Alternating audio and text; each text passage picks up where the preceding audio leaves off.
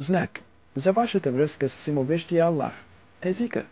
Повтарянето на името на Всемогъщия Аллах.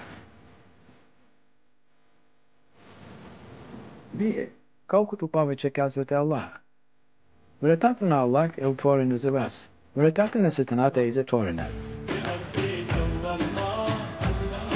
Винаги ще казвате Аллах, ще казвате Аллах, ще казвате Аллах. Това е тайната на Вселената. Кажете сега Аллах. Имам Аллах. Имам Аллах. Докато казвате Аллах, със сигурност ще получите отплата от Аллах. Ще ви даде свобода. И вие тогава ще отидете при разсърдената си съпруга. Аз те обичам. На съседа си, съжалявам, сгреших. Ето виждате, животът е толкова лесен. Всичко се основава на любовта. Ще получите тази любов от Аллах. Ще дадете тази любов на хората. Толкова е просто, толкова е лесно.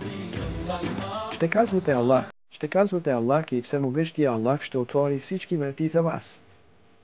Тогава ще летите от щастие.